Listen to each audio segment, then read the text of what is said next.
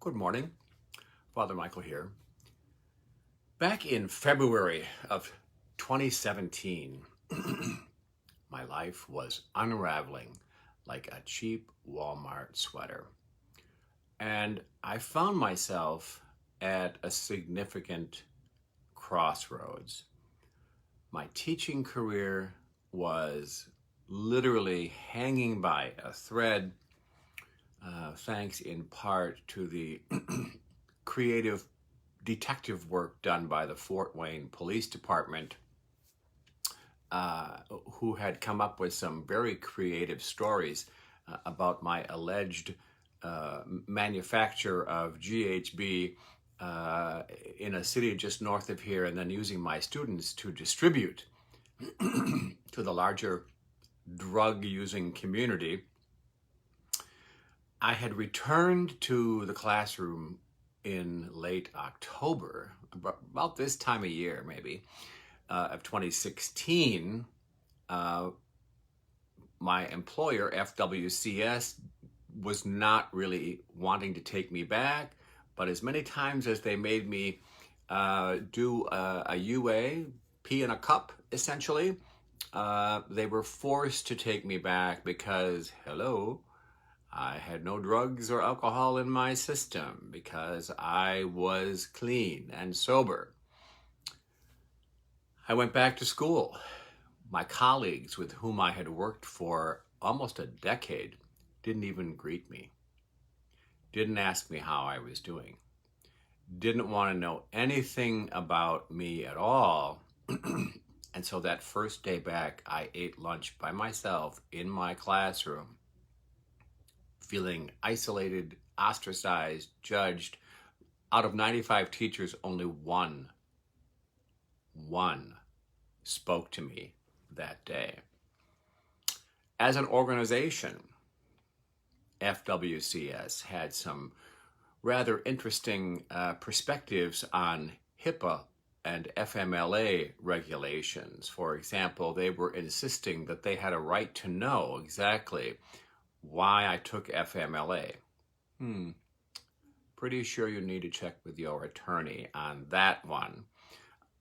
So there was all that going on. Meanwhile, I had lost my home where I had lived for 18, almost 19 years. I had personal property stolen.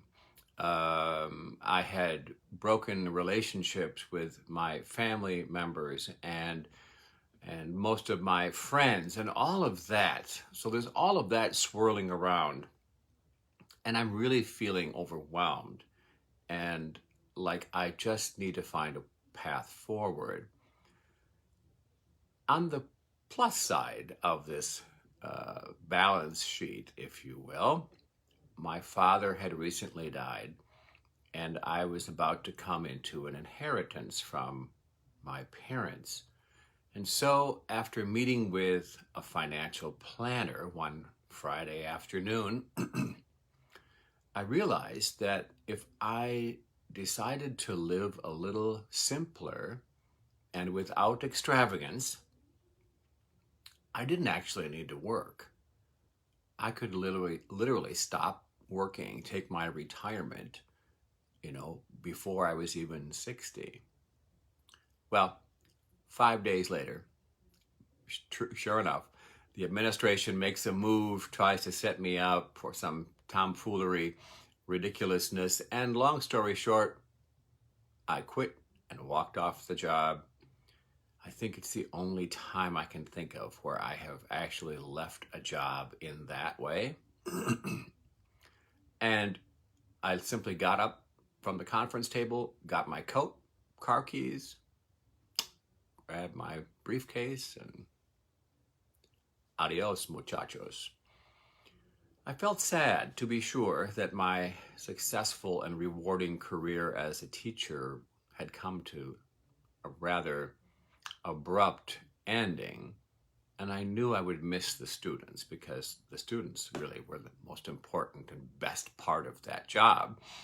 But I was also overwhelmingly relieved and grateful that I could even make that decision to just stop working and be a younger retired person.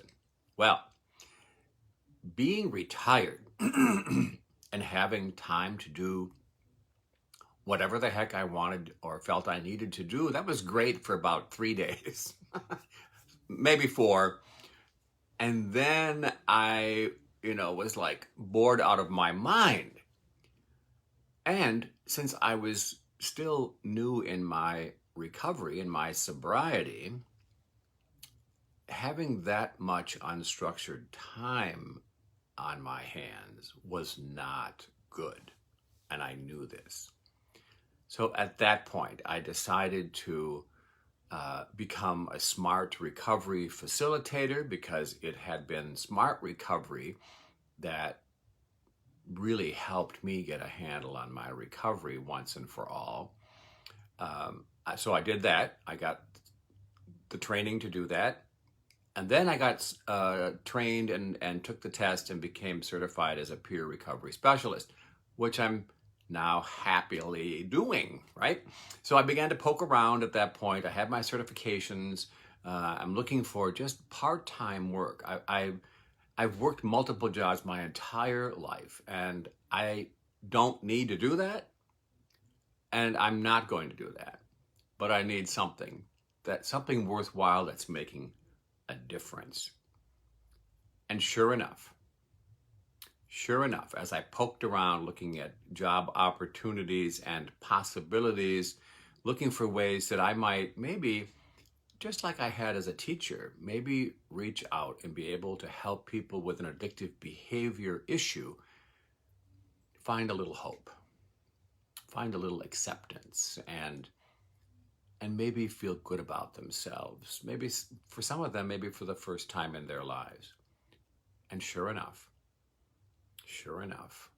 in a rather short period of time, I found a position and later another position, both very part-time, that have been extremely life-giving and life-affirming, not only for me, but for many of the people with whom I work. Isaiah chapter 12, verse 5 says, "Sing to the Lord for having done glorious things. Let this be known to all the world." It's really hard when you're at a crossroads in life and you don't know which way to go, to just be able to celebrate the fact that God has your back and that it's all going to be okay, even though you can't see exactly, you can't see your hand in front of your face sometimes. It's so dark and foggy. One thing I know for sure is that I can trust God in good times and in bad times, because literally every time tragedy struck or disaster occurred, and I felt like my options were diminishing, or that something that I loved or enjoyed doing, or someone with whom I loved being, that person was no longer there. Every time there was an abrupt ending, God always inspired me to do something with that negative stuff, to think outside the box, to find a way to move forward, find a new path, a new connection. There's a great song by Daniel Nahmod, and I'm going to put it up on my page as soon as I finish this. I don't need to know. I don't need to know. I don't need to know where the wind blows, because God knows. I don't need to know where this path is leading, because God has it all under control. It's hard as a grown-ass man to sit back and say, I surrender. Help me to see your will. It's hard. I don't think it gets any easier the older we get, at least not for me.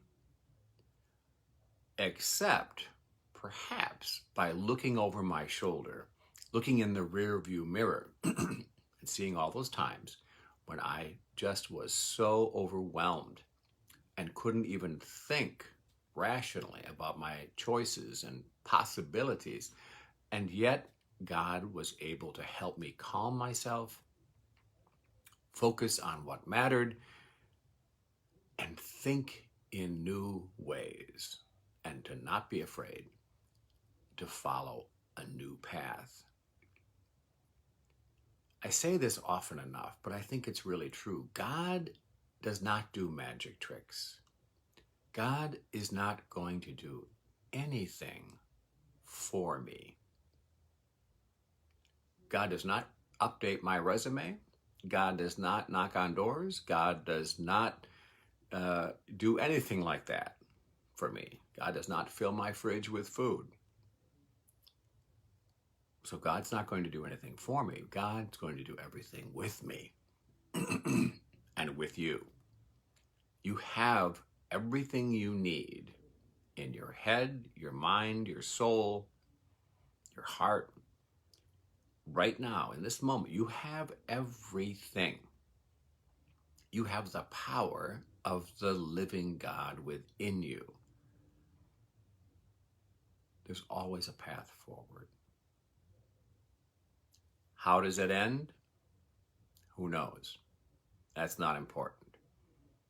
Not important at all. It's the potentiality of finding a way forward, of making something amazing from a tragedy or a loss or a complication that helps us rejoice in God.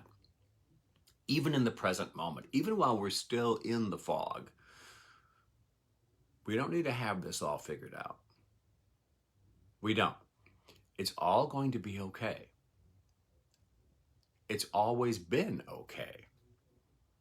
So there's no reason to doubt. There's no reason to think that this time is different, that it's not going to be okay. We don't need to know where the wind blows, because God knows. And that's enough. Pray with me, please.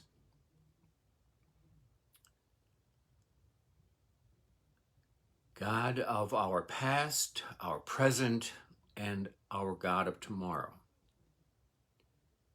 we open ourselves to your divine, inspirational, healing, powerful presence in this moment, with gratitude for the times that you have inspired us to do the next right thing. We thank you for the many times that we had low points and disappointments, and yet we were able to step out in faith and allow your presence to guide us. Be with all of us in this moment who are struggling right now, who have been betrayed and lied to and manipulated. All of us who are on the cusp of an ending. Help us to be open to the possibility of new beginnings, new pathways, a new season of growth and fulfillment. For all the times that you have helped us in the past, we are grateful. Give us just a little bit of confidence today and trust that you always have our back. Amen. So as you can hear, I'm clearing my throat because somebody brought Rise and Roll donuts to work yesterday. And I'm allergic to wheat, but I still ate one. Older, but not necessarily smarter.